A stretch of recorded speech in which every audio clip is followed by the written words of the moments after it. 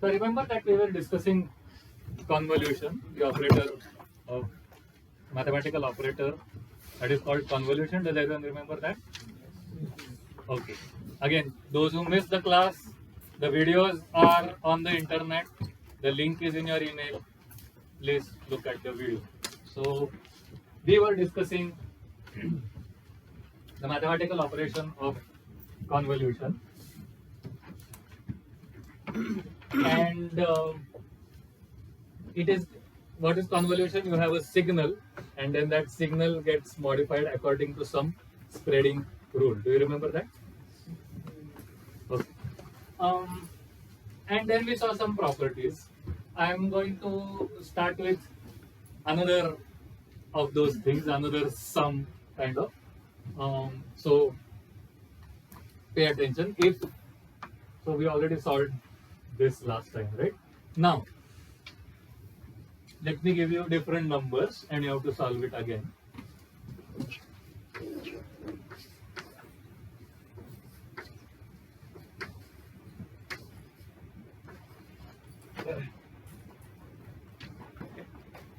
And 0. Whatever I don't have, there's infinitely many zeros on both the sides.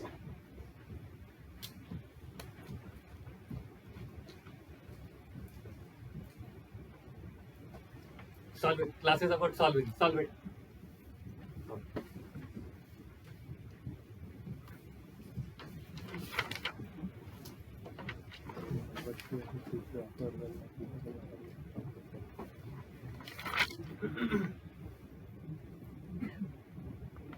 If you're done, raise your hand.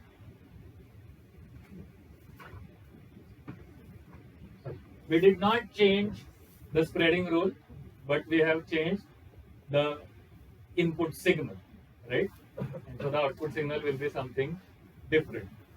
Again, those who have solved it, raise your hand once again. Some people are done, some people are still diligently solving. Okay. What is the trick here? You solved it? Ah. The numbers in the output will be shifted to the right by one. He is claiming that the numbers in the output will all be shifted to the right by 1. How come? Why? Because input was and No, the most basic reason is that the numbers in the input are shifted by 1. So notice that the numbers in the input are shifted by 1. Okay.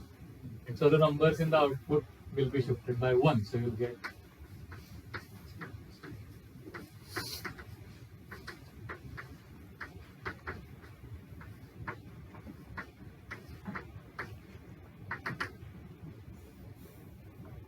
Is this okay? Make sense? What if I had shifted the input by 2 anthills? And the output will shift by 2. What about -1? Can you shift by -1? Right? What will happen? It will shift by 1, right? So, what is the general property that we discover from this? If you shift the input, the output shifts by the same amount, right? By the same amount of shift. Okay? This property is called shift invariance. Okay?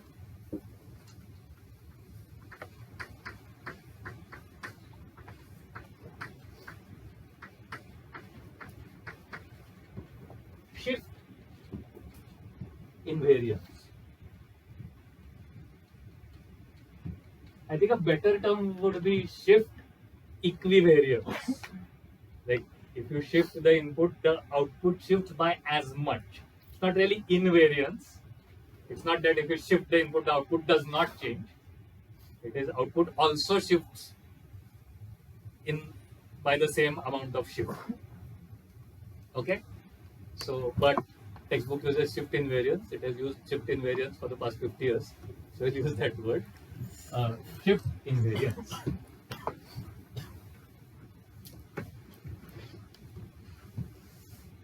Now, Do you remember that last time we? Oh, by the way, before that, this is a general property of convolution. Do you see this? Whatever is that input signal, and whatever might be the convolution spreading rule, the shift invariance property will always hold. Is it okay? Remember last time we spoke about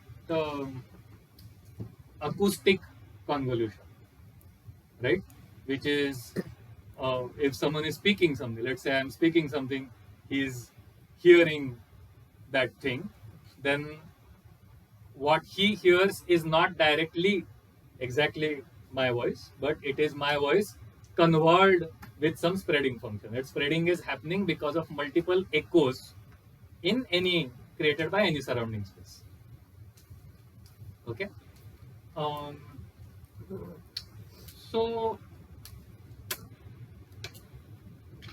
what would shift invariance mean in this setting?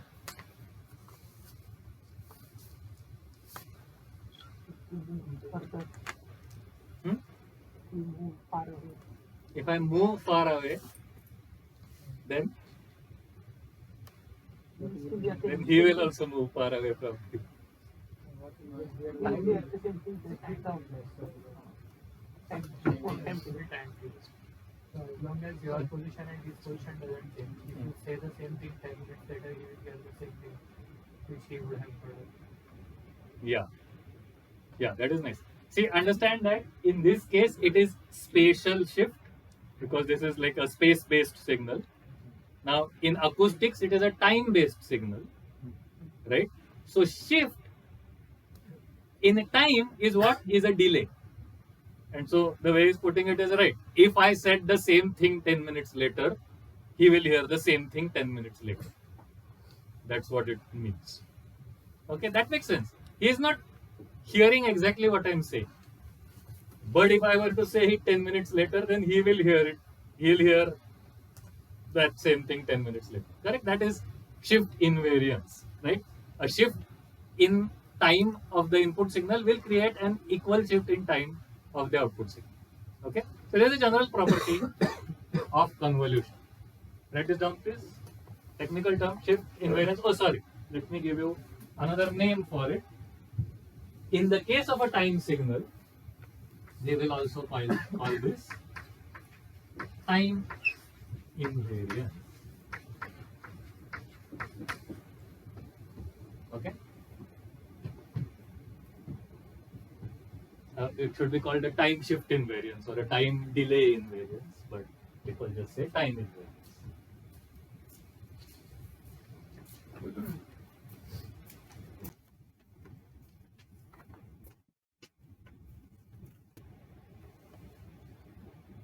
Everyone get this? So we have seen some interesting properties of convolution, and to those interesting properties that we saw last time, now we add another property called shift invariance, or in particular for time-based signals, time invariance. I am giving you this term as well because most signal processing textbooks are written assuming that the signal is a time-based signal, and so they might directly use time-based terminology. The same theory will apply if you are doing space-based signals or some other kind of domain-based signals. The same terminology will apply. The same theory will apply, but slightly general terminology, slightly more specific terminology. The book may have this instead of this, but mathematically they are the same thing. Okay.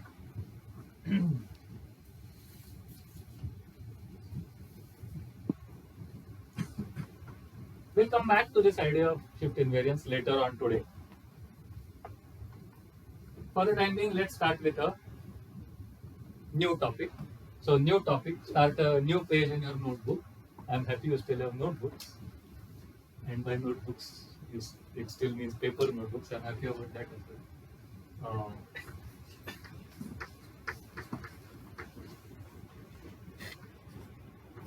Give the heading vectors.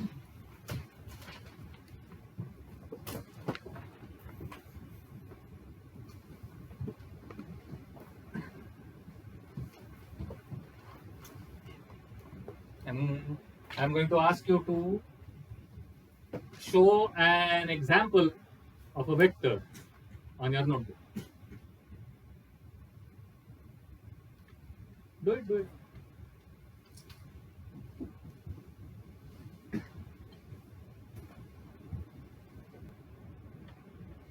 Okay. People seem to have shown different things. Some people have drawn something like this. Some people have written something like this.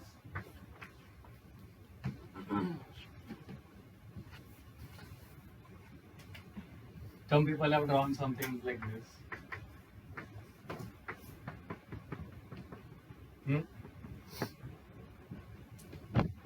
These seem like different, very different looking things. And right, this looks certainly different than this looks like. We call all of them vectors. Why? There is, I'm going to explain this. And we are going to be a bit informal about the idea of vectors. I won't go into like the very deep mathematical detail, but we'll explain it in simplistic terms. Vectors are things that can be added and scaled. Okay? This is a simple enough thing to write down actually. Write down this sentence. Vectors are things that can be added and scaled.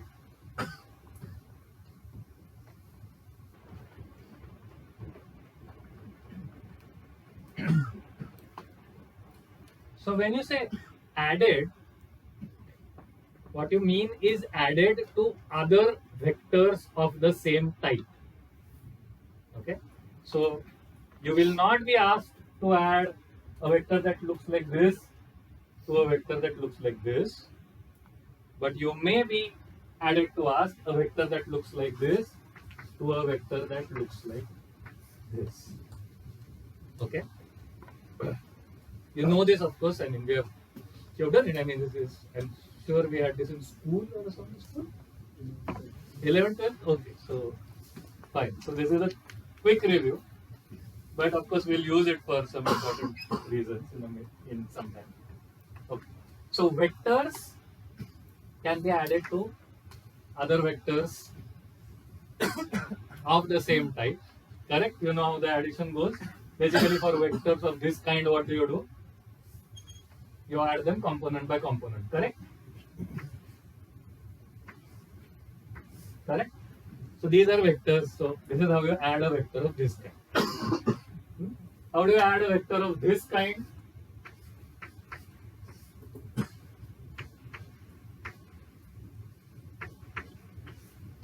You add it by adding the appropriate coefficients. Okay? How do you add a vector of this kind? Yeah, parallelogram. Draw parallelogram. Remember that? Draw parallelogram.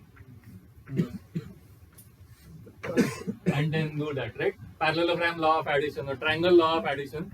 That's how you add a vector of this kind. Now that is very different than these two. Okay? But nonetheless, you have an addition operation. Okay? The other operation that vectors will always have is scaling. Now scaling is different than addition. You don't scale a vector by another vector of the same type. You scale a vector by a number. Okay? And when you scale a vector by a number, that number is called a scalar. That's the only reason a number should be called a scalar, by the way. Otherwise, the word scalar has no meaning. Don't use it in general to say number. When you are scaling a vector, call it a scalar. Correct? Makes sense. Yeah? We get used to calling numbers scalars. That's not right. Okay. So, you scale a vector by a number. So, you might be asking the question, what is this, let us say this vector 4, 5, 3 scaled by the number 2. And what will be the answer? 8 and 10 and 6. Okay. What will be, let us say, this vector here scaled by the number 2. Right? Even when it's geometric and something very different, scaling is still by a number. What will it be? Plus, you put another vector here at the head of the first vector of the same size, and then this point here, draw an arrow to that point, that is the vector, which is the 2 times scale of this vector. Okay.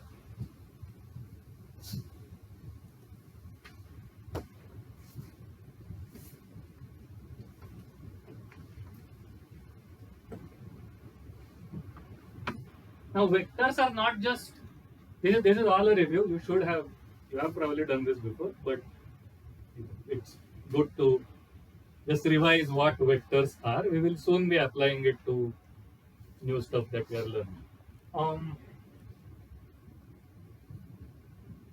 Vectors,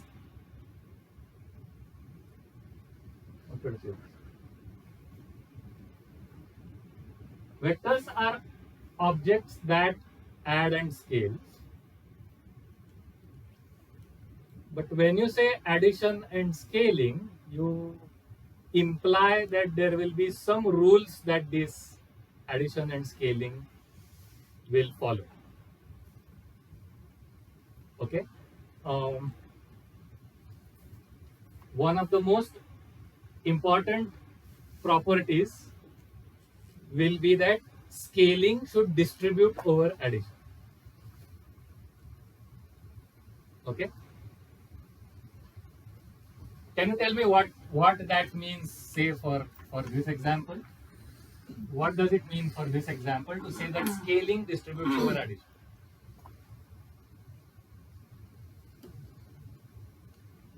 That means if you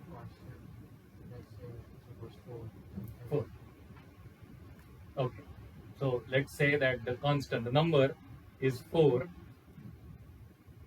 So if I add both of the vectors and then multiply 4, I will get the same answer as multiplying each vector by 4 and then adding. Yes, that's what scaling distributes over addition means. Let's repeat what he just said.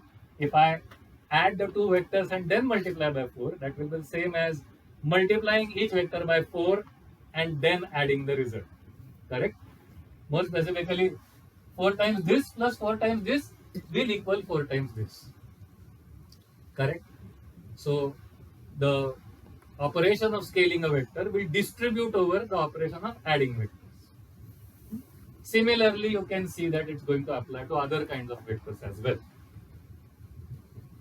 There are some other properties that it has to satisfy, and they are there in your vector algebra book, so I will not repeat all the properties of vectors.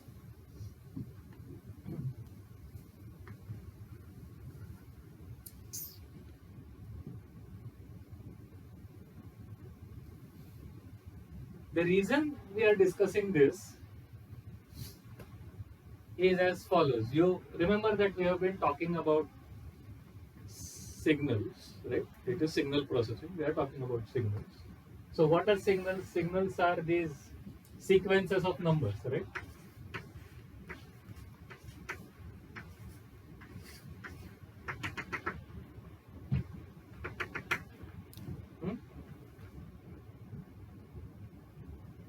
Given 2 such sequences of numbers, can you add them to each other? In fact, we did that last time, right? We defined that as a new kind of plus operation. How do you add 2 signals? You add them by adding them component-wise. Right? So you can add 2 signals to each other mathematically. Can you scale a signal? Right? What would be 2 times this signal? It just means every component should be multiplied by 2. That's also another thing that we used in the previous lecture, right? Scaling of a signal. Do you think scaling distributes over addition for this kind of an mathematical object? Yes. It will, right? That's easy to see. Correct? And so, signals are vectors. They can be added, they can be scaled. And they follow the properties that you expect scaling and addition to follow together. Okay? We will give you a separate list of all the properties that vectors should follow, and then we'll make you verify it. But we don't want to spend 2 hours doing just that. Well, you can verify it yourself. I'll give you a list in the next homework for you to verify. And so, what did we learn? Signals are vectors.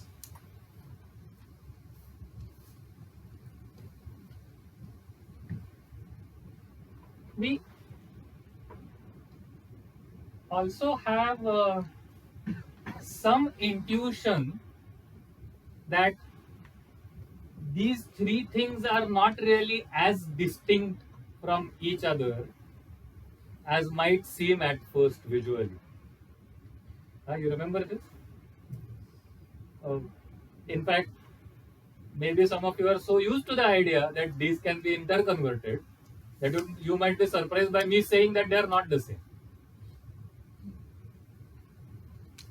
But at the fundamental mathematical level, they are clearly actually not the same. One of them is an array of numbers. Another one is a point in Euclidean, on a Euclidean plane. And a Euclidean plane, you know what Euclid geometry, remember this? Euclid invented geometry 2500 years ago. 5 axioms. Remember this? Okay. The 5 axioms that Euclid's geometry works on are a completely distinct mathematical entity than how numbers and arrays of numbers work. Actually, they are not the same. Okay? There's a theorem that connects them to each other. And the theorem was found much later by René Descartes, correct. Okay? The story goes, could be apocryphal, but the story goes that he was sick and he was lying in his bed, and just like we have these tiles here, there were tiles that he could see. And then there was a fly on the ceiling, and the fly was moving around. And so he said, oh, that's a point in Euclidean space. And could I represent it by numbers? And then he came up with the idea of, oh, maybe I could make rows and columns of tiles and represent the point using rows and columns of tiles, where the transformation between numbers and geometry comes from. Right? Who knows if it's true or not? Funny story.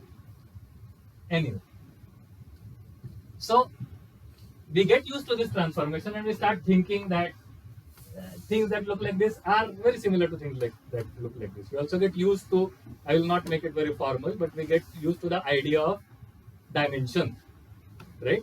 So these vectors are in what dimensional space? Assuming they are all going to be in the blackboard, they are 2-dimensional, right? It's a flat 2-dimensional space. These vectors are in what dimensional space? 3-dimensional. 3-dimensional space. Okay, so if we had to represent them as geometric vectors, we would require a space that looks like the space that surrounds us to represent these kinds of vectors. Make sense? In what dimensional space do we represent signals as vectors? Huh? Infinite dimensional. Okay? Do you understand this? I am drawing it on a 2-dimensional blackboard, that's true, but as embedding in a vector space, the signal has infinitely many entries, and so the geometric space that signal is being embedded in, if you were to do that transformation in your mind, is an infinite dimensional geometric space. Can you imagine that? No, you cannot. And that's okay. No one can imagine. Hmm? the start of the sentence. What do you mean by start of the sequence? So you don't use the 1 and then you have infinite, or do you have infinite ahead? No, we have like both of them have there's dot both ways. So the ellipses make it infinite in both the directions. Even if I said they have a finite start, that's okay. That's also a signal. Okay, a signal with a finite start is a different kind of signal, but people study that as well. Even if we do that, if it's infinite on this side, it's still an infinite dimensional vector space. Okay? Is there some other question or comment? Yeah. Okay. Yes. It doesn't really matter if it goes to the left side or not. It'll be the same, right? In what sense? So you can take an element, like take a number, and then you write the first number which is right to it, then you write the first number which is left to it. So you can write all the numbers in one dimension, like only to the right of the units. Yeah. Yes. So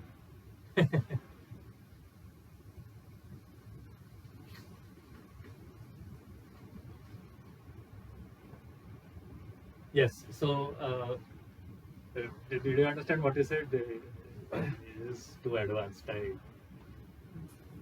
It's okay. He said that a singly infinite sequence is very much like a doubly infinite sequence. You could always convert between the two, is what he said. Yes, that is correct. And so, in some sense, they are very similar mathematical and geometric objects. But in other senses, they are not. Specifically, convolution will work very differently on these two, if you think about it, right? Because making a rule, a spreading rule, go over one, and if you look at the transformation that you did, you won't get an equivalent convolution. Can we not change the spreading rule also accordingly? Correct. Yes, of course. Yes. But then it's not a convolution. So a convolution doesn't become a convolution, it becomes some strange spreading rule. Okay. So, yeah. You're not wrong, but this equivalence is less useful to us as in the sense of signal processing here. Yeah, no, I just said it in response to what Hmm? I just said it in response to what you said. Okay. Yeah, correct. You're not wrong. Shall we go ahead?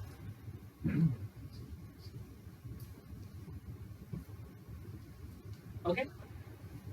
We are going to, later on in the course, we are going to imagine signals as geometric objects. Okay? Not today, but later on in the course, we might draw a vector that looks like this and say that it is a signal. Okay?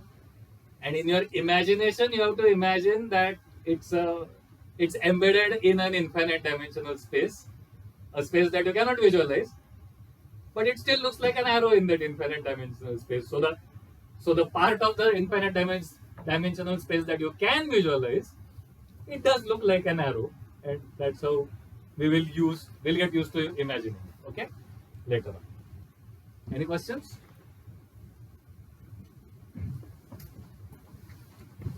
So, for the time being, let us stick to vectors of this type. Okay, vectors that look like lists of numbers.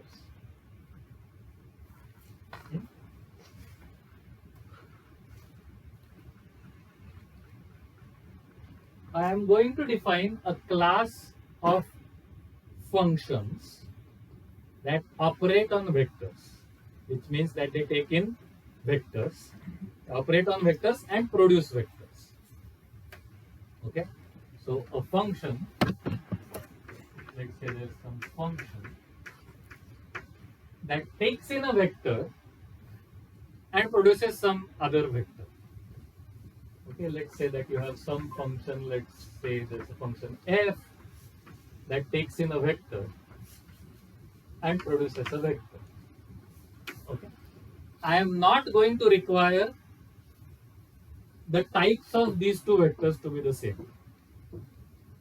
For example, this vector could be a 3-entry vector and this vector could be a 2-entry vector, and we will allow that. Okay? Is it okay? But we are going to stick to lists of number kind of vectors. But even within that, there are these types, right? Because number of entries, if you change, they are vectors of distinct types. Because there's no, you can add a 3-entry vector to a 2-entry vector. You don't know what to do. You can't add them together. So they are not vectors of the same type. Okay?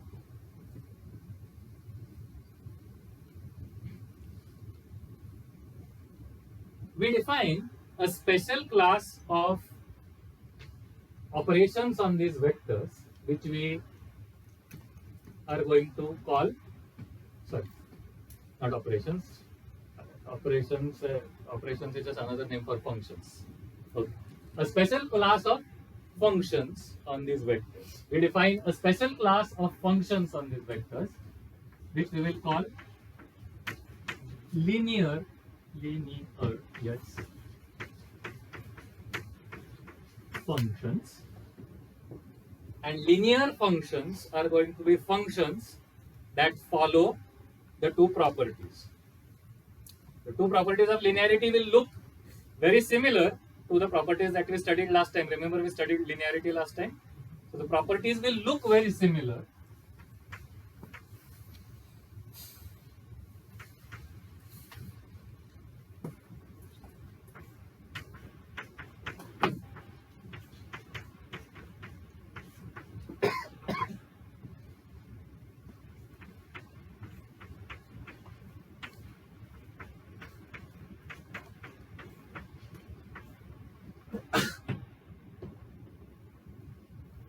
Okay?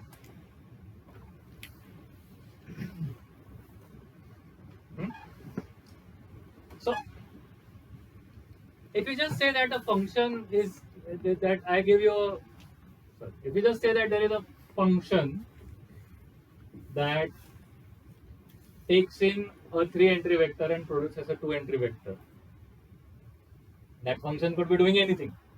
You don't know what that function is doing inside.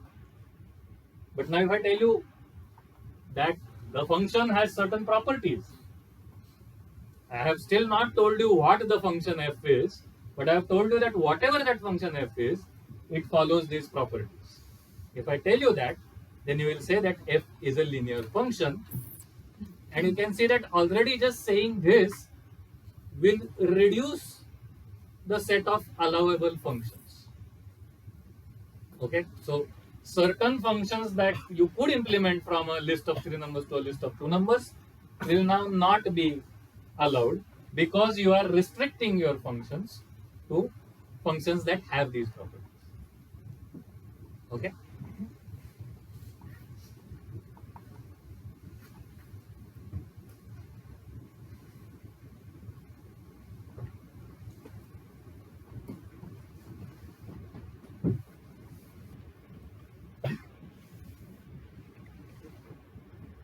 Okay.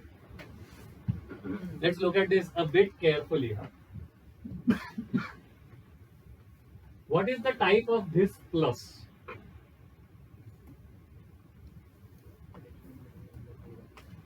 Addition between the two vectors, but what is the type? Hmm? 3 component vectors. Yes. So this, the type of this sign, one should always go very detailed when doing equations. Lots of surprising things come out sometimes. This, the type of this symbol plus here is addition of 3 component vectors. What is the type of this plus here? Addition of 2 component vectors. Okay. You understand this? They are not the same type. Okay, these are.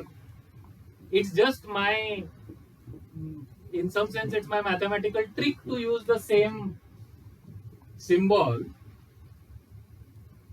to lull you into a sense of safety that, oh, nothing happened. F just distributed over the addition. That's not the case. Okay, F didn't just distribute over the addition. The type is completely different. Okay, when something distributes over something, that operation doesn't change. It's the same operation. This is not a distributive property. It is important to realize. Even though this looks very much like a distributive property, it is not, because the type of plus is not the same. Okay, question? Yeah, so linear functions only follow these two rules, and we've just taken, for example, a function that goes from a 3-component to 2-component vector, right? Yes. I hope that's not also embedded into the linearity of the function. No, right?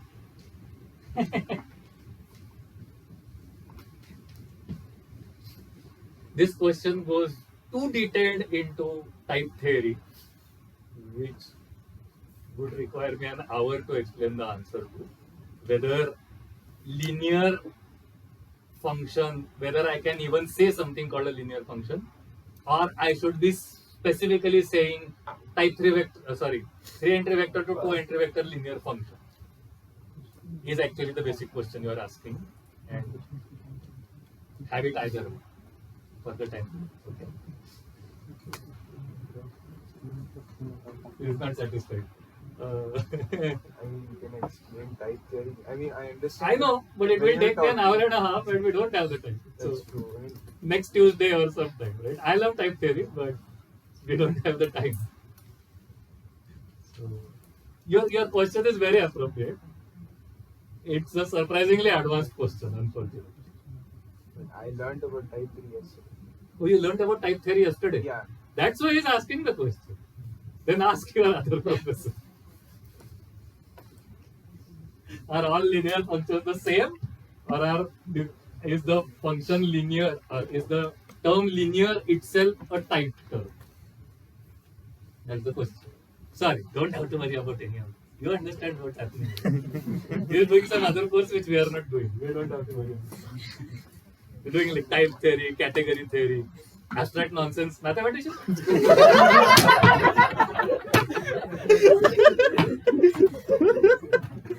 Nonsense. These things are technically called abstract nonsense, by the way. I didn't come up with the term. You can look it up, abstract nonsense. Anyway, we'll talk about type theory later. So, sorry, I can't. I have no way of answering that question simply. Sorry. So, hand wave yourself around that question. Okay. Once again, this plus, for whatever is written on the board, this plus adds three entry vectors. This plus on the other hand adds 2 entry vectors. Okay. What about this symbol here, which is invisible but exists between the k and the x? What is the type of that symbol? K is scaling a 3 entry vector over LHS and scaling 2 entry vector. Scaling a 3 entry vector on the LHS and scaling a 2 entry vector on the RHS, right hand side. Correct? Again, not the same type. Okay? You can, which means, by the way, you can easily imagine linear functions whose left type is, say, 3 entry vectors and whose right side is a geometric vector. Okay? Or whose right side is a signal. Or whose left side is a signal and right side is a 2 entry vector, or anything like that. You can imagine, you can write down these equations for that imagination as well. Okay?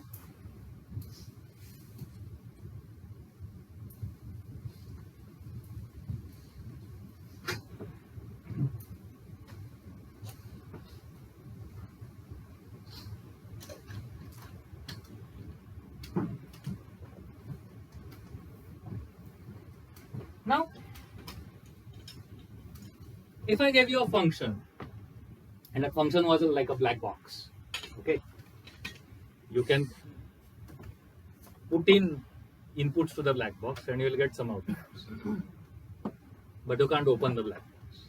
Okay, let's say that it's made of 1 inch thick steel walls and you cannot open the black box. Okay, it's black, and but what you can do is put in numbers, it will give you out numbers. If I ask you, what is this function f?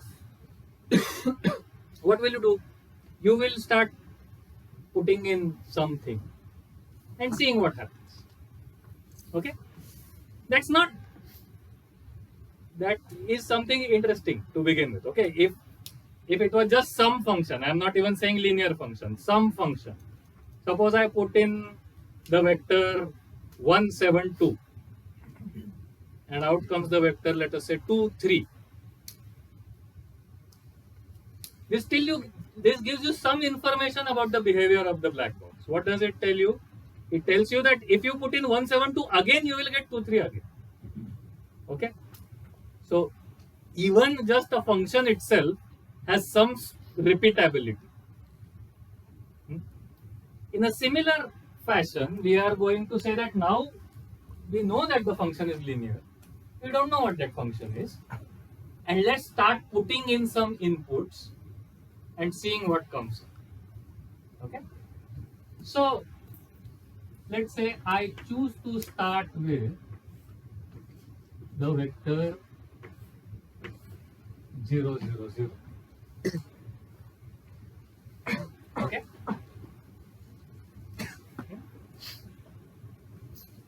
Is this symbol surprising or is it okay? Surprising. Why? Oh. Oh no, it's fine. Surprise is gone. You're fine. What are the output? What are the outer brackets for? For the function application. What are the inner brackets for? It's the vector notation. Okay. And let's say a vector comes out and it says that's this one. 3 2. Okay. Fine. Is it okay? Is it fine? Is it okay? Huh? Yes. F is a linear function. Not fine.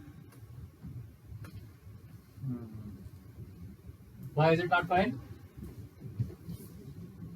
Multiply both sides by 2. Let's scale. Right? If f is linear, then it should follow the scaling property. Correct? Which means that f of he's using 2, let's use 2. 2 0 0 0 should be 2 times 3 2. Correct?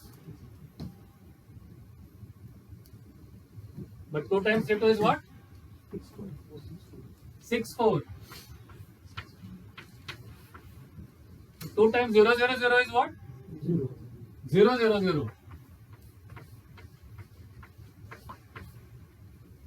And so f of 0 0 0 is 6 4. And that's a problem. Why?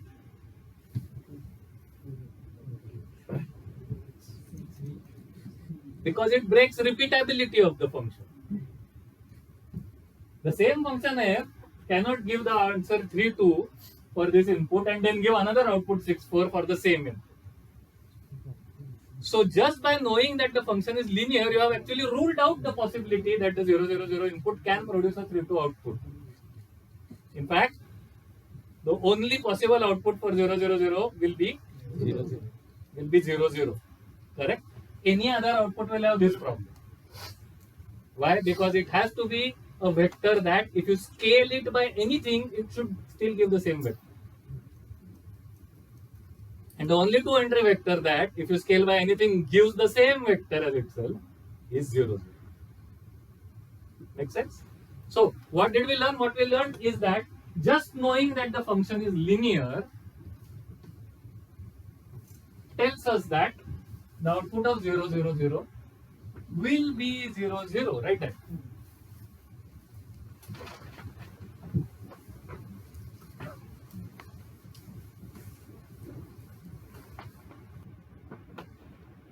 Okay. Now let's say that I put in some other input. Let's put in 1, 0, 0. Now let's say what came out is 2, 4. Okay.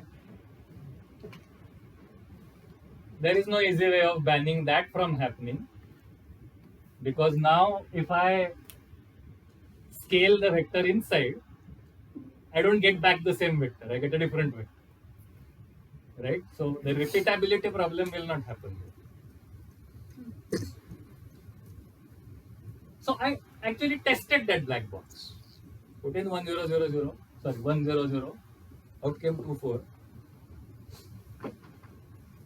Now, because of the repeatability of that black box F, I know that if I put in 1, 0, 0 again, I will get 2, 4 again.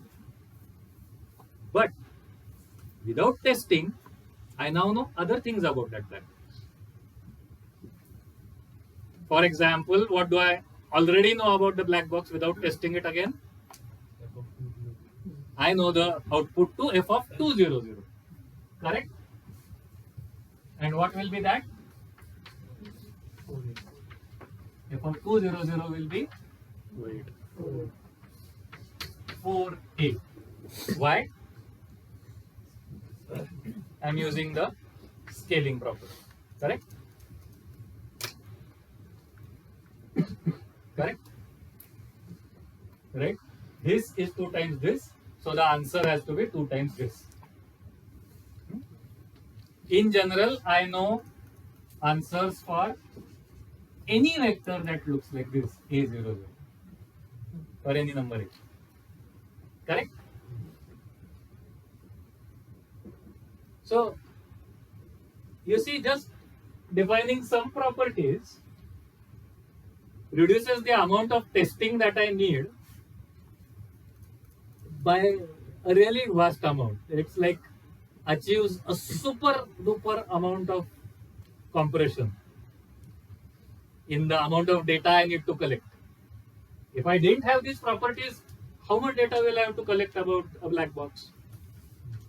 I will have to test it for all inputs. No input will tell me anything about any other input.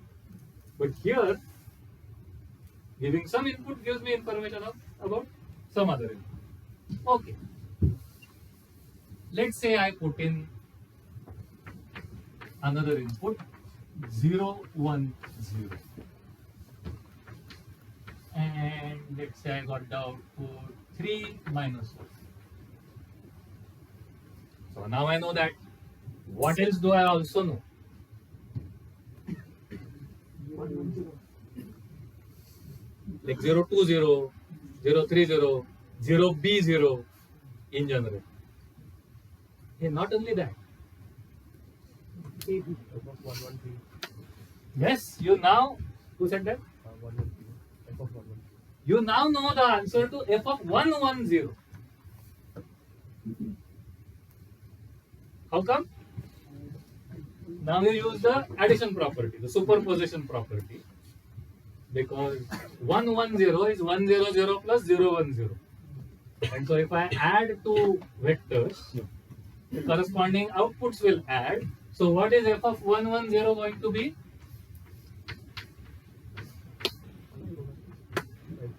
It is going to be 5, 2. Next. 5, 3. What else? Do you know the answer to 210? 220? Minus 130? Yes, so you use a combination of the scaling property and the addition property to get the answer, right? In general, you know the answer to A, B, 0. Isn't that amazing? What is that? It is going to be A scales to 3, B scales 3 minus 1, and they get added together. That will be the answer, correct? 2 4. A scales 2 4, B scales 3 minus 1, and they are added together. That will be the answer to any vector A, B, 0. Okay? Now, if I were to give you the output to what input?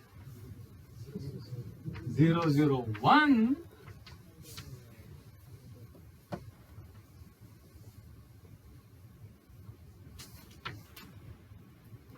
Now what do you know? You know everything. Just by knowing outputs to 3 inputs, you know everything about the linear function. Okay? I just gave you 2 extra properties about the function, and the amount of testing I have to do of that function is a tiny, tiny, tiny fraction of how I would have had to test it if I did not have these properties. Isn't it amazing?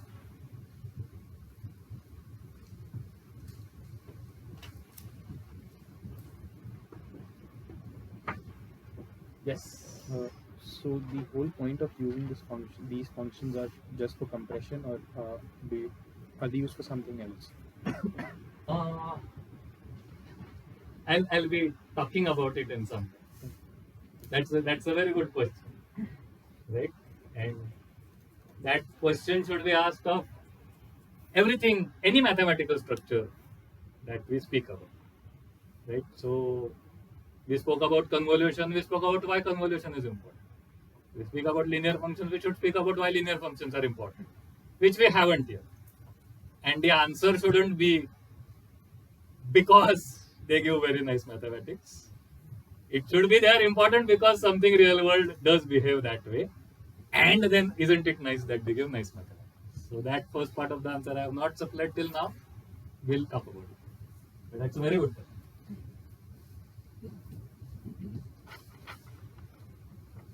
Now,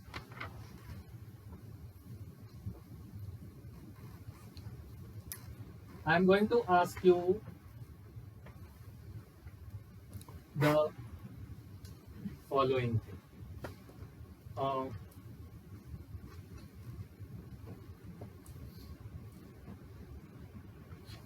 For this function f,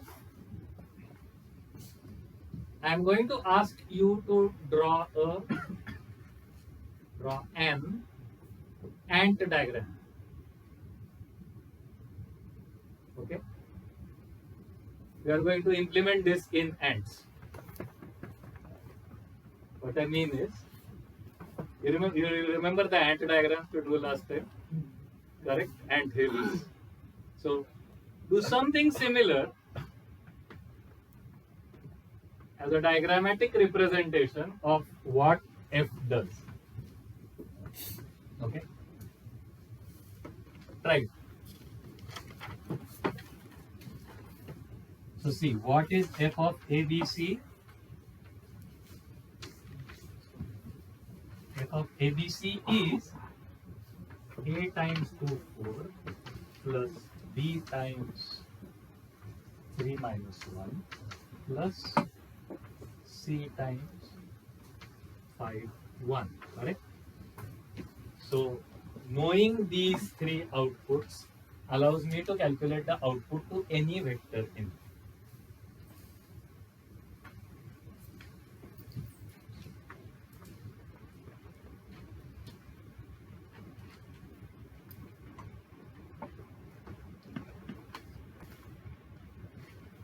So,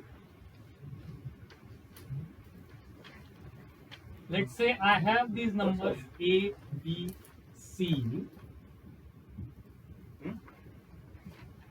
and I want to produce 2 numbers at the output, correct? I have 3 input numbers Those are the numbers A, B, C, which form my vector. And I want to produce two numbers at the output, which will form my output two component vector, or two entry vector. Draw a diagram that will actually act as this function f.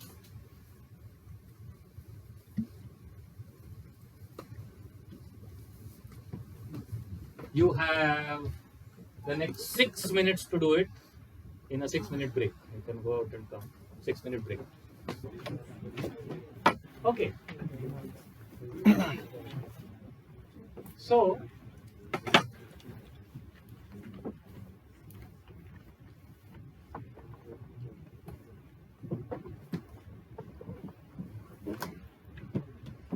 the answer that we are looking for has the. Oh, you're going to get the answer? Wait. I'm going to give half an answer. Answer we are looking for has the following format.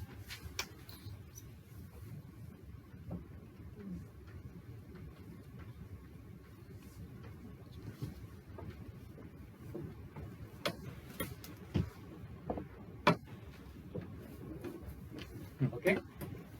So we are going to take these numbers A, B, C, do something, and produce these two output numbers. And what is the operation that we will have on those lines? It will be a multiplication. Very nice. Now don't call it a scaling because it is just a multiplication of two numbers. Okay. What is the number I should put here? 2. What is the number I should put on this line? 4.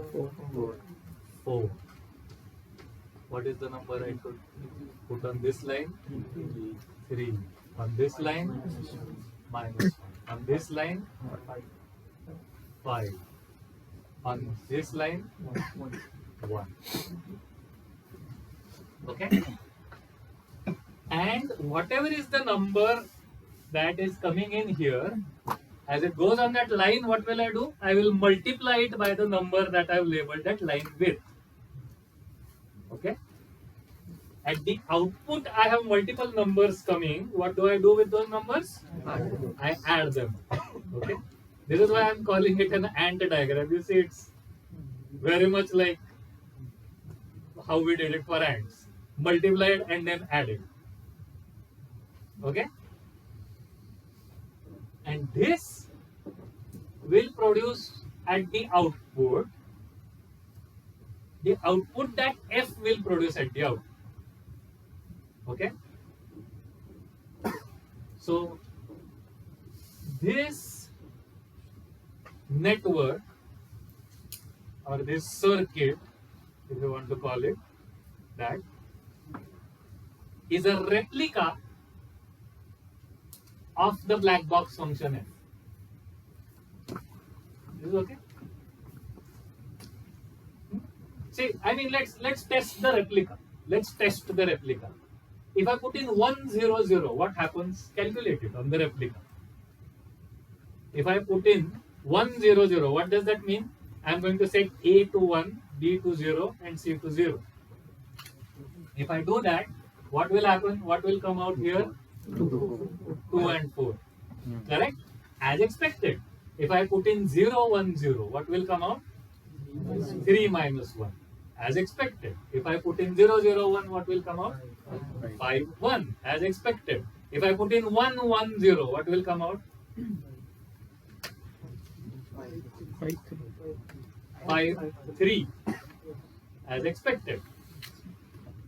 Right? Do you see that this circuit is going to be a replica of my black box F?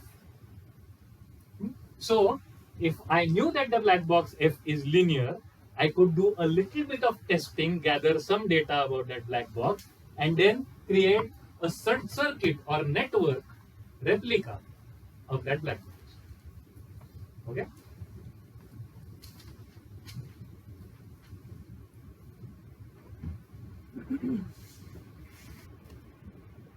let's say I had some circuit, not the same circuit, okay, some other circuit, let's say 2 1 1 0 minus 2 2, okay, some other circuit.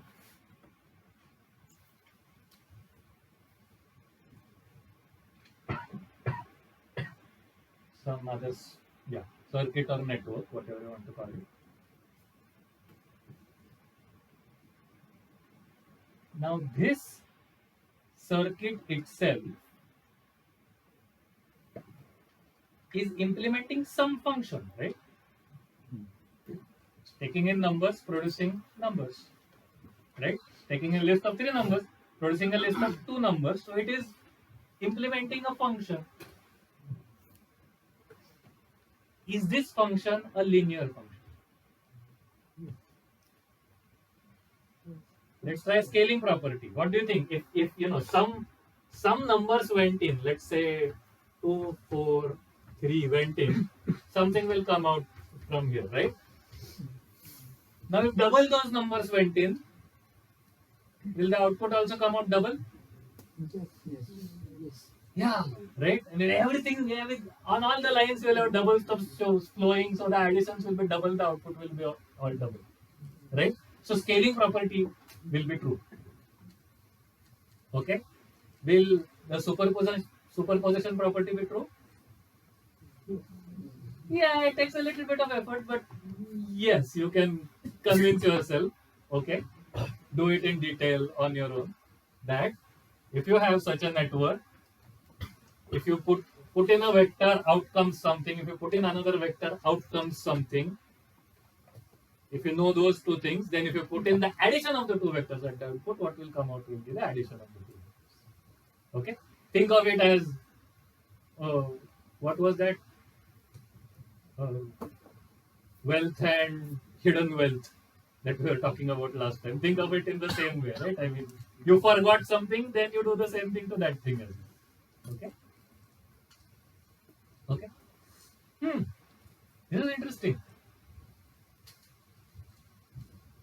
All linear functions have a network representation. Correct? All networks are a linear function.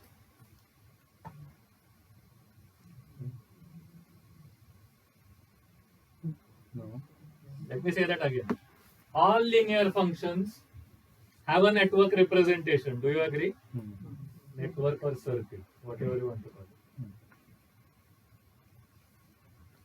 All such networks are implementing a linear function. Right? Which means that there is a one-to-one correspondence between the idea of between the set of linear functions and the set of networks. For every linear function there is a network. For every network there is a linear function. Does this make sense? Okay.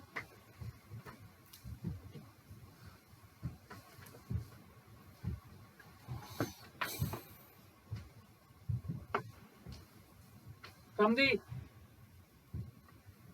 representational point of view,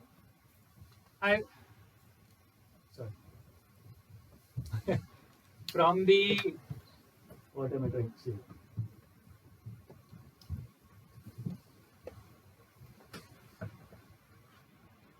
I mean, one way that mathematicians would say is that linear functions and these networks are the same. Okay, but another way, from a practical point of view, that makes more sense to my mind is that these networks are a perfect representation of linear functions. They are in one-to-one correspondence with linear functions. They need not be the linear functions themselves, but that's a That's like a practical aspect, right? Remember, we were talking about acoustics earlier. Whatever I say, he hears. That's a linear function, correct? That is a linear function because it's a convolution. Convolution linear function is ordered last time, right? So if it is a linear function, then it has a network representation.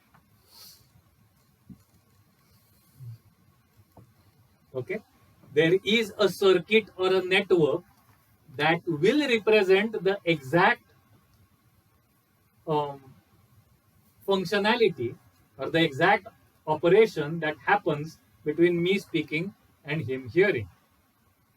That circuit is not physically present between us. The physics is very different, but the mathematical circuit will be mathematically equivalent. It will do the exact same thing. Okay.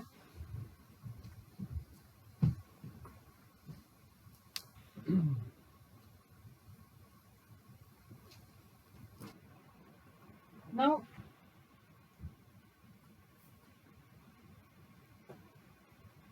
if we thought of signals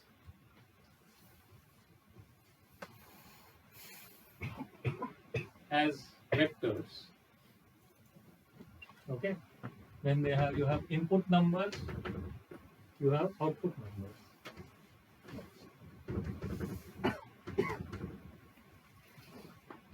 Okay, signals, input numbers, output numbers.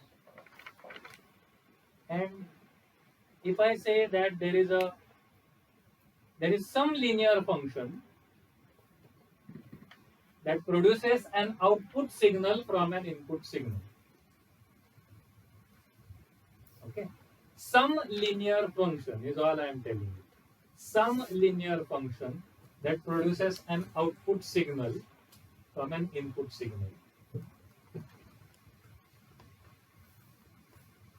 How will you be able to represent that linear function as?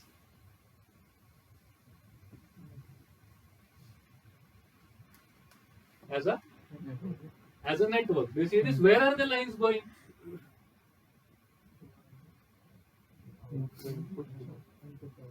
Which input to which output? Every input to every output, the lines are possibly going. Okay? Okay? The lines going here, here, here, here, here, here, everywhere there are lines going.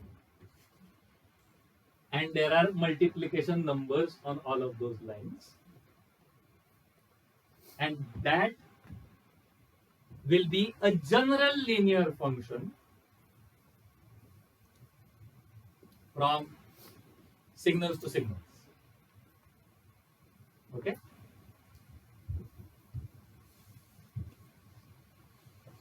And convolution is a special subclass of that class of functions.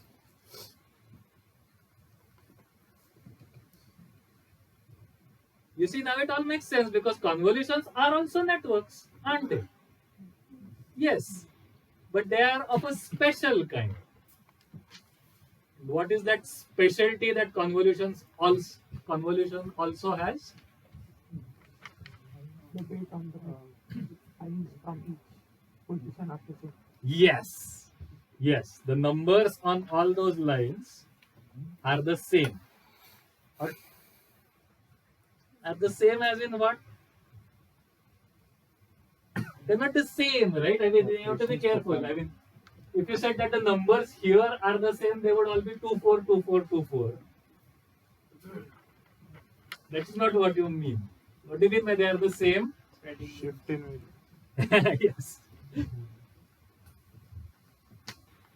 They move as your input moves. The numbers move as your input moves. The operations applied equally. Hmm? The operations applied equally. Whatever operation you're doing. Yeah. Yes. Okay.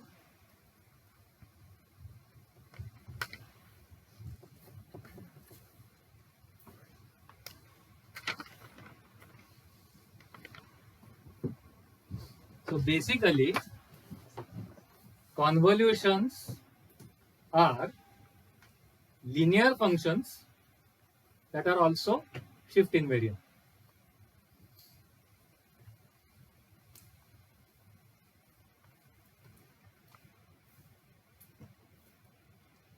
Okay, we'll prove that in a minute. Did you see shift invariance at the beginning of the lecture? Remember that? Okay. So write this down, we'll prove it. Convolutions are linear functions from signals to signals that are also shift invariant.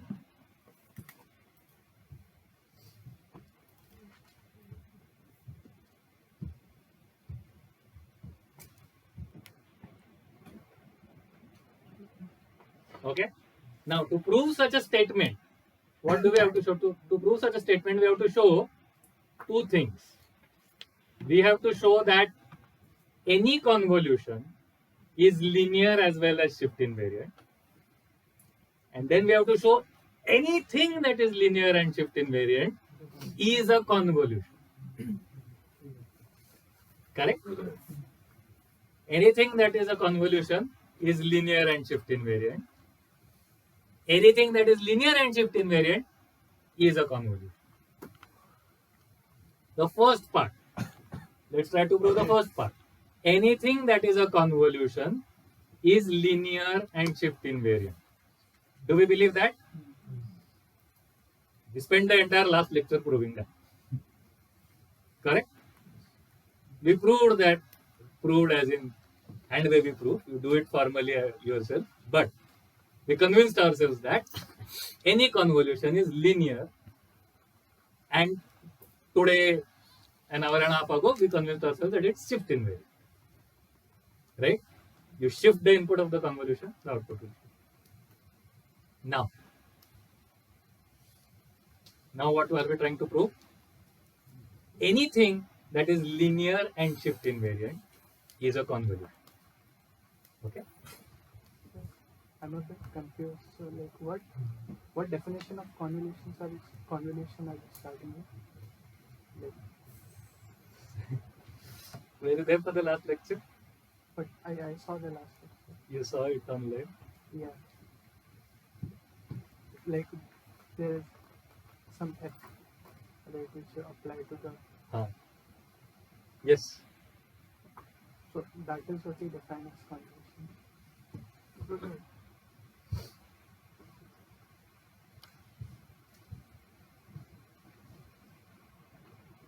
When I say a convolution, I mean convolution with a defined spreading rule. Is that what was confusing you? Yeah, okay. Does that now make my words better? Yeah. When I say a convolution, I mean convolution of an input signal by a defined spreading rule.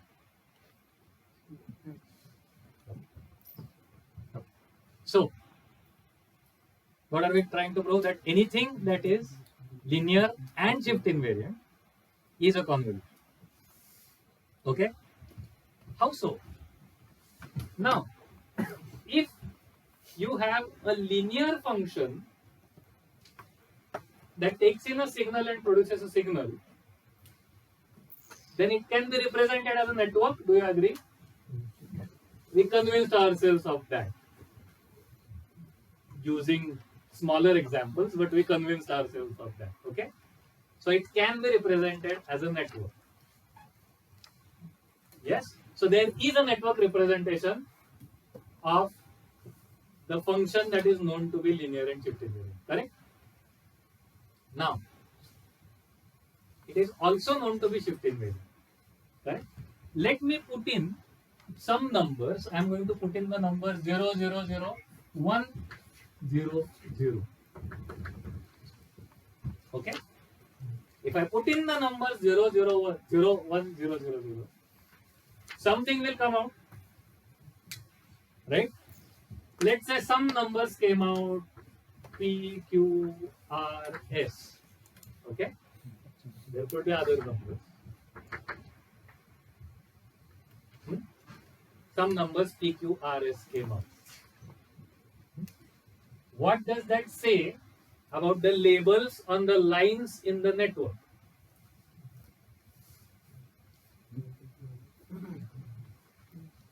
The numbers PQRS are actually the multipliers on the corresponding lines, correct? Because it has to be that one that produces this output, everything else is zero. All the other multipliers cannot matter, right? So the label on this line has to be P, the label on this line has to be Q, the label on this line has to be R, the label on this line has to be S, correct? Yes. Correct. Now, let me say that I put in another signal, and that is what signal now? 0, 0, 1, 0. Okay? What will come out? The PQRS shifted by 1. Why? Because I know that the function is shift invariant. Yes. Right? We are assuming that the function is linear and shift invariant and then trying to prove something about the function. So, like by linearity I drew a network, now by shift invariance I know that if this 1 produces PQRS here, this shifting of that 1 will produce a shifting of the PQRS. Correct? And if this purple signal produces these PQRS here, what does that say about labels on some lines in the network? That they are these, so on this line you have to have P, on this line you have to have Q, on this line you have to have R, on that line there you have to have S, correct?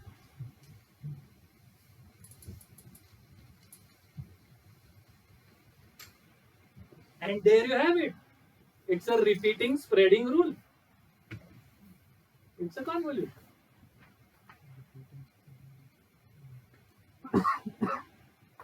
Same PQRS, PQRS, PQRS spreading rule everywhere throughout the entire network. By definition, a convolution.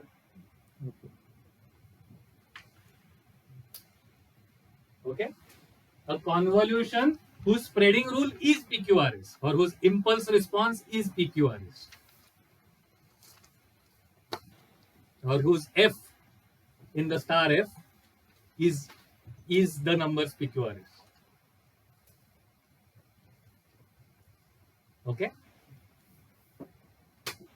And with that, we have attempted to convince ourselves that every convolution is a linear and shift invariant function. Not only that, anything that is linear and shift invariant is a convolution.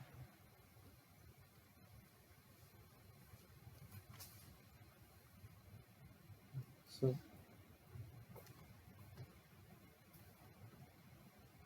okay, write this.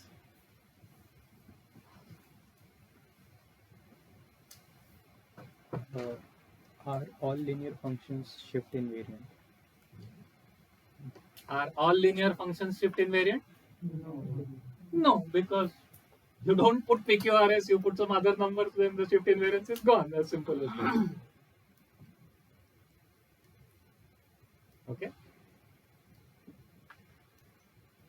By the way, we did something very surprising and interesting here. If you know that the function is linear and you showed shift invariance for the 00100 signal, if you showed that signal seems to be shift invariant, then any signal is going to be shift invariant. You realize that? So we assumed shift invariance, but we used it only for a specific signal. But then it's a convolution, which means it's shift invariant for any signal. Right? Question. Still? No. Any questions here?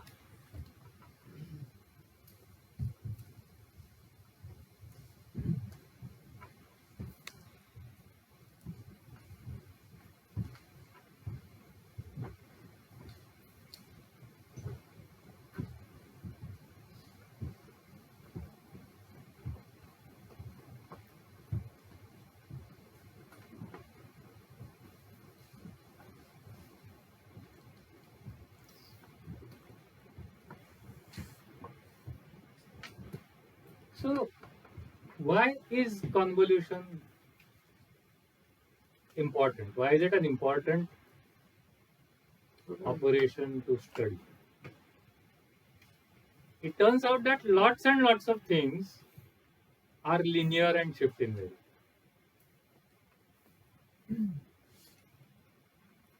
Let's talk about shift invariance first. Why are lots of things shift invariant? Laws remain the same with respect to time. Yeah, laws remain the same. That's it. Laws remain the same with respect to space and respect to time. If I say the same thing 10 minutes later, he will hear the same thing 10 minutes later. Why? Because the laws of whatever is happening did not change in those 10 minutes. At a broader scale, the laws of physics, we are assuming, don't change with time. Right? So, correct? Laws remain the same with time and with space, and which is why shift invariance will, there will be lots and lots of opportunities to have shift invariance as an inherent property of whatever it is that you are trying to approximate mathematically. What about linearity? These are like some very strange laws, right? Why should this strange combination of laws be important?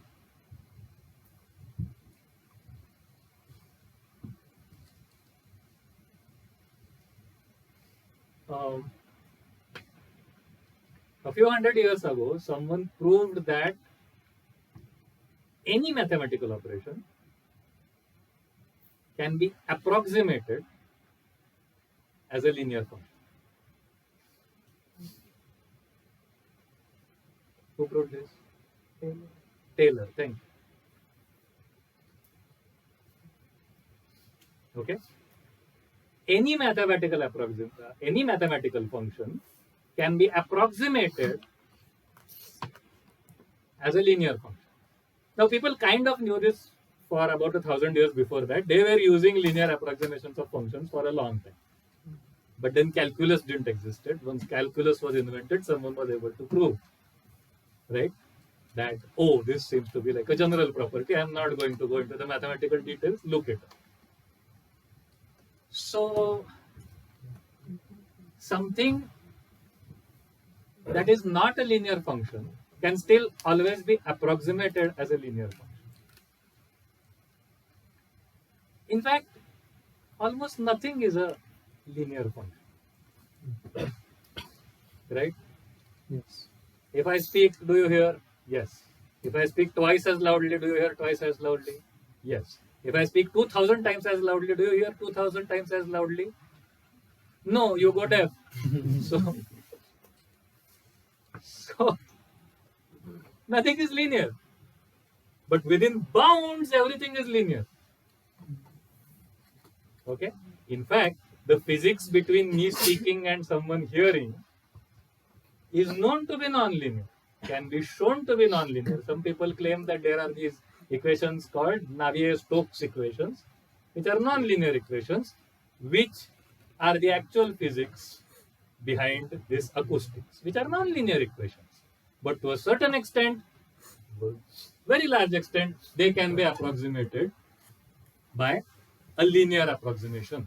And so acoustics is approximately linear and shift invariant because it doesn't change with time. And which is why acoustics is linear and shift invariant. And which is why it's a convolution.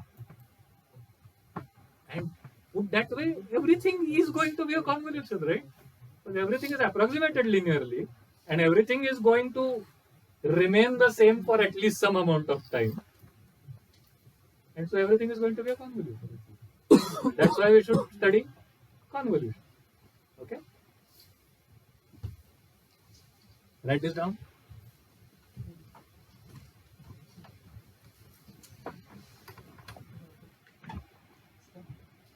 Yes.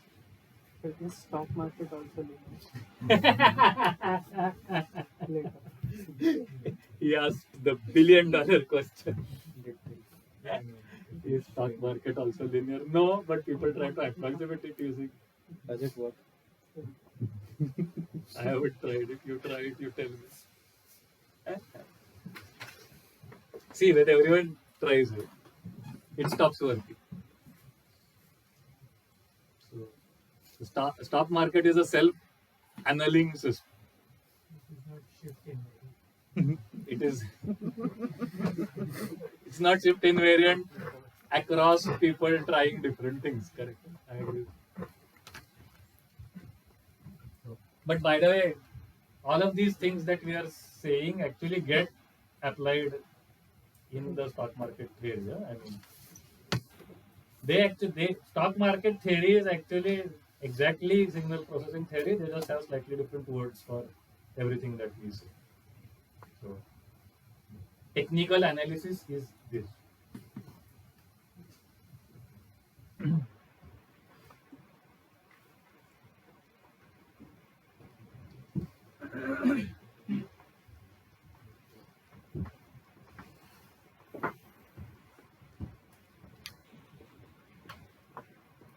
Let's go back to these kinds of functions. Suppose I was to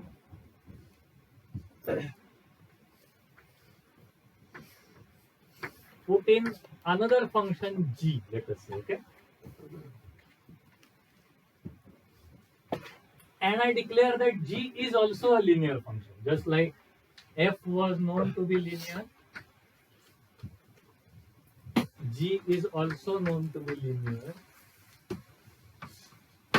It takes in as input the output of f and then produces something. Let's say it again produces a 3-entry vector. Okay.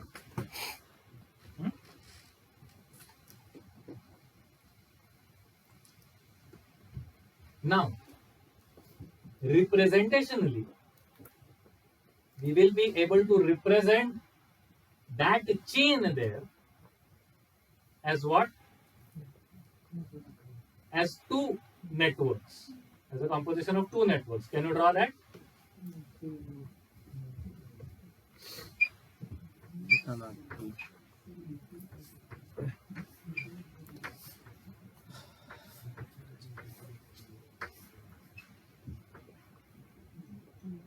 Correct? Is it okay? And I mean, if we were to test G, what are the inputs we should give G to test it? 0, 0, 1, 0 and 0, 1. But 0, 0 you don't have to test. You know it's linear. If we know that, Yeah, you know it's linear. You know it's linear. So 0, 0 will produce output 0, 0, 0. You don't have to test it. You test it for 1, 0 and 0, 1. If you know the outputs of G to 1, 0 and 0, 1, then you will be able to calculate any output. The outputs of 1, 0 and 0, 1, we will put them as multipliers on these lines. Correct? Let's say there are something. I'm just going to put in something. 5, 4, 1, 2, 0, 3. Okay? Is okay?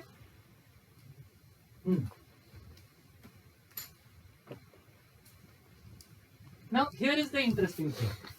If some x goes in,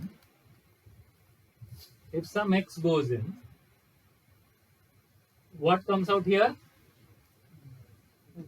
F of x. And what comes out here? G of f of x. Agreed? G of f of x. Do you agree? Now, if some other scale of x went in, let's say kx went in, what will come out here? F of k of x, which is k of f of x, right? And so what will go in is k of f of x, and then what will come out here? K of G of f of x. Right? So what can you say about this chain? The chain follows the scaling property. Correct? The chain G composed after F follows the scaling property.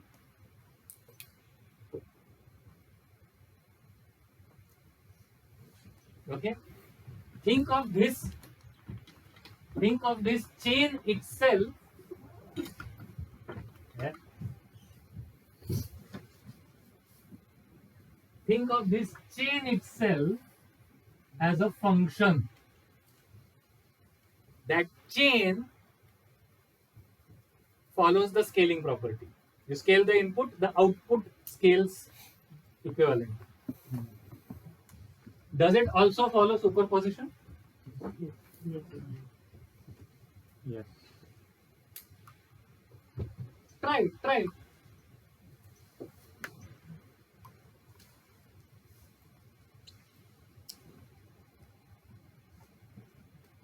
How do you do it?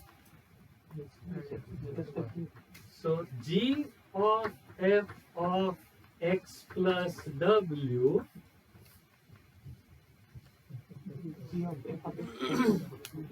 almost like a point. G of f of x plus w equals G of, you use linearity inside, linearity as in superposition inside, G of f of x plus plus f of w, which now you use superposition of G, which will give you G of f of x plus G of f of w. Correct? So the chain G of f follows the superposition principle. Do you see this? And so two composed linear functions will always produce a linear function. You understand that? Worth writing. That is down. If you compose two linear functions into a chain, that composition will always produce a linear function.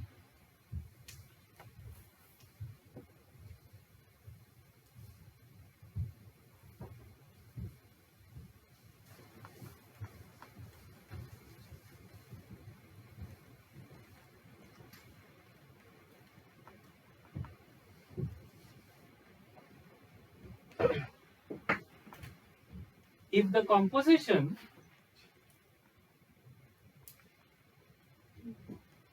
is a linear function, then I should be able to represent the composed function as a single network.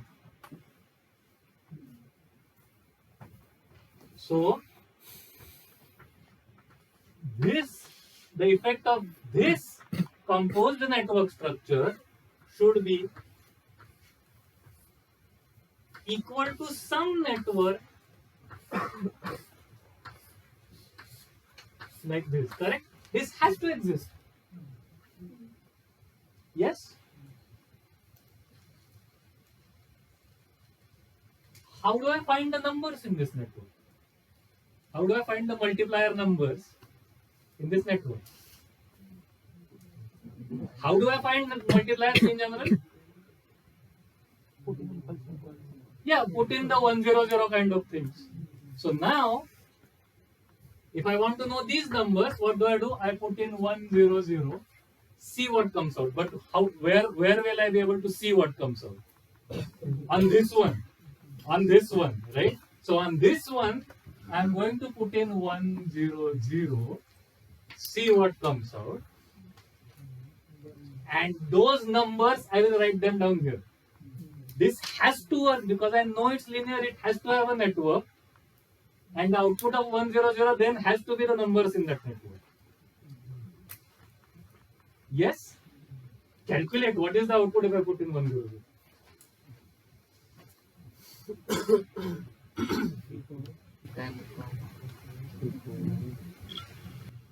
right?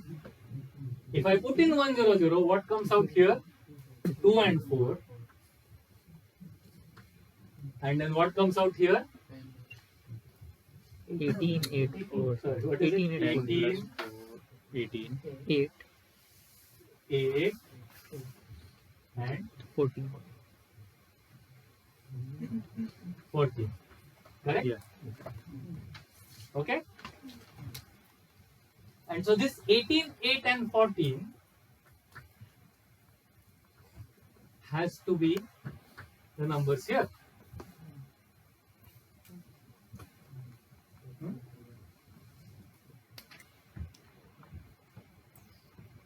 So look at what I did. I took where is the 2 4? Here is the 2 4. Here is 2 and here is the 4. Okay. So I took the 2 4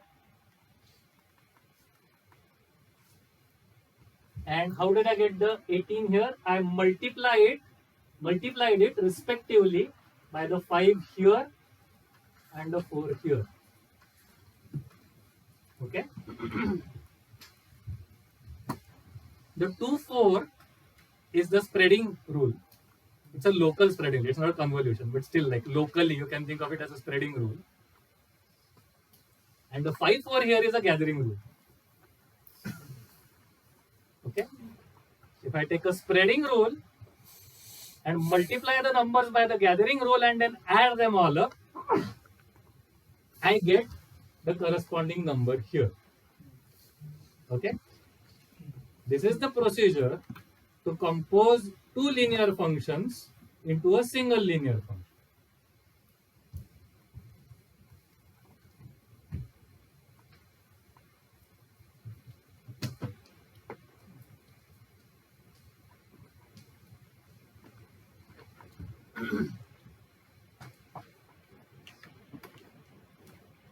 So, how usually this is very hard to draw every time, and so instead of drawing it like this, we use tables to draw this.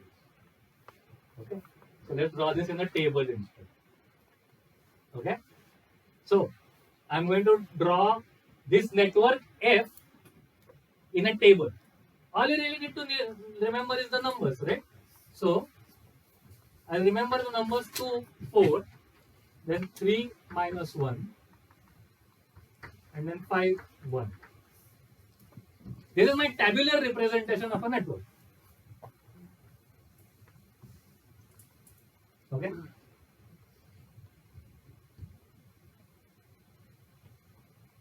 Yeah. Okay? You understand this? 2, 4 is this 2, 4 spreading rule. 3, 1, 3 minus 1 is 3 minus 1 spreading rule. 5, 1 is this 5, 1 spreading rule. Or another way to think about it is 2, 4 is the output to 1, 0, 0. 3 minus 1 is the output to 0, 1, 0. And 5, 1 is the output to 0, 0. Okay, then I don't have to keep on drawing the network. I just draw the table instead. Now, how will I draw this as a table? One of the outputs is 541, the other output is 203, right? 5, 4, 1, 2, 0, 3. Okay?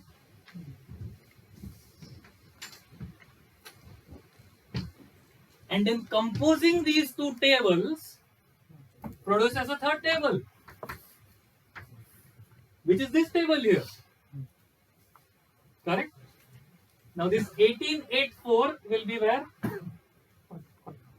First column, correct? 1884. Where does the 18 come from? 18 comes from this. 2, 4 multiplying 5, 2. Let's look at it on the table. 2, 4 multiplying 5, 2 produces 18. What is this? Matrix multiplication. Okay, what we have been calling networks and circuits. The textbook name is matrices or matrices if you are American.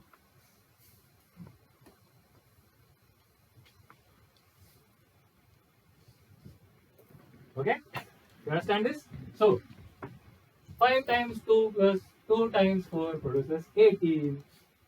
4 times 2 plus 0 times 4 produces 8, and so forth. What are you doing? You are always multiplying a corresponding a spreading rule and a gathering rule. Okay, spreading rules are on the columns, gathering rules are on the rows. You understand this? Correct?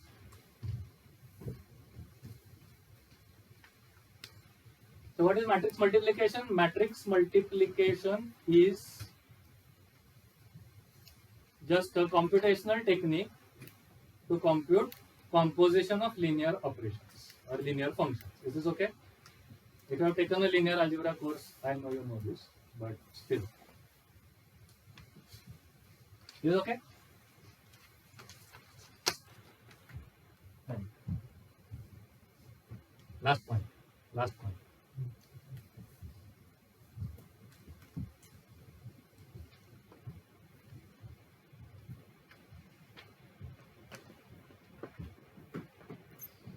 If you compose two linear operations, you will get a linear operation, right? You proved that.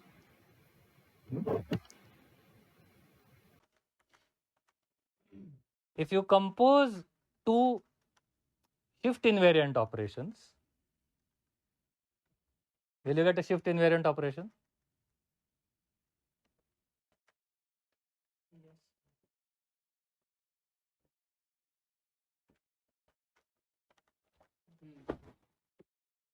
Correct. Correct. Shift invariance, right? If I said the same thing 10 minutes later, you will hear the same thing 10 minutes later. You will understand the same thing 10 minutes later. Okay? If your understanding is shift invariant, I don't know if it is. Maybe lack of coffee makes it go down over time, so then it will not be shift invariant. Okay? You understand? It was about shift invariance.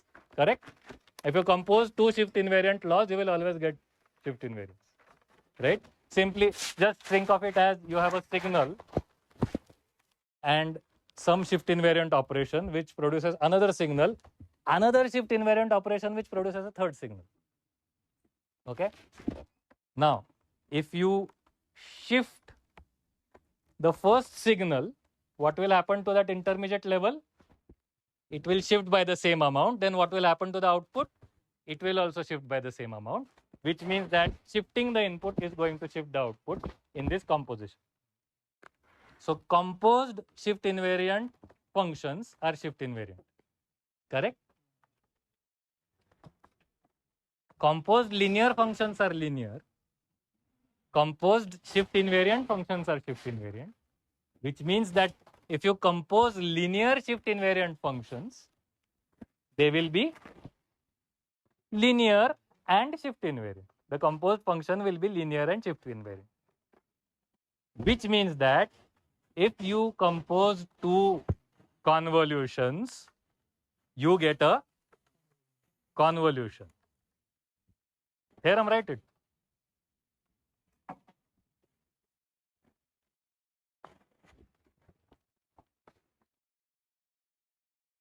So think about it. You have some signal. You have a convolution, let's say with a spreading rule f.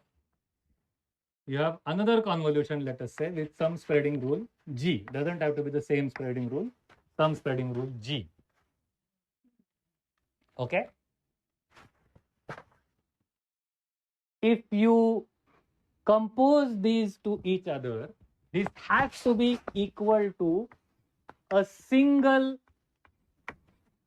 convolution with some spreading rule, correct? Do you understand this? Because if these are both convolutions, they are both linear and shift invariant. If they are linear, their composition is linear. If they are shift invariant, their composition is shift invariant. Hence, the composition is linear and shift invariant. Hence, it's a convolution. chain of everything we did today. Okay? Composing to convolution is a convolution. What is its spreading rule? To find out the spreading rule, what do we know about the spreading rule? The spreading rule equals the impulse response, right? So if we found the impulse response of this, that will be the spreading rule of this. But we can't find the impulse response on this because we don't know the spreading rule yet. So we find the impulse response where? On this. Correct? We put in an impulse 0, 0, 1, 0, 0, 0. See what comes out. What comes out? What comes out on this line? The spreading rule F comes out on this line, correct? Spreading rule is the impulse response. What comes out on this line?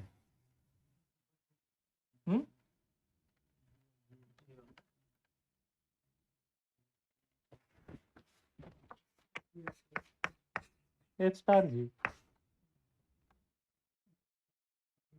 Right? F star G. Correct? And so the spreading rule here, the impulse response, which means the spreading rule here, is F star G. Okay?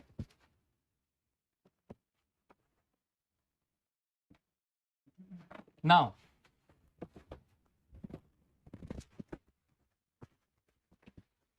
if I put in some other signal, not 0, 0, 1, 0, 0, some other signal x here, what will come out here? X star F will come out here, correct? What will come out here? X star F star G, correct? The same X I put in here, what will come out here? X star F star G. And since this is a perfect representation of this, we have proven that X star F star G equals X star F star G.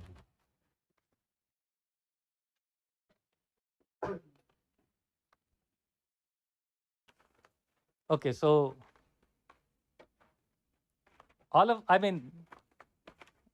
in the lectures, I will teach some mathematical theory. In the homeworks, if you go to the advanced section, you will see some practical applications of the mathematical theory. So just like last time, if you have seen last time's homework, on the second page, there's some very interesting applications of what we learned last time. And similarly, we'll see very interesting applications in the homework of this thing. It's not trivial, okay? It is not trivial because convolution is something that really smudges things, spreads things around. So being able to say that you can switch brackets like this is actually something, what's happening inside is much more deep than just switching brackets around.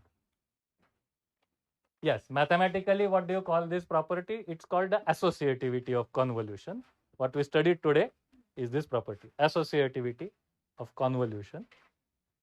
But what it actually means is something really deep.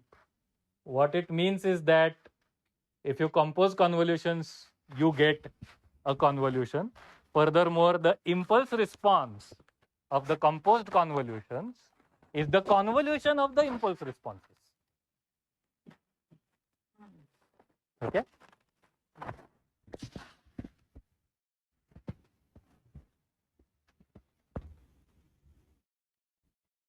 There is something even more fundamentally beautiful about convolutions.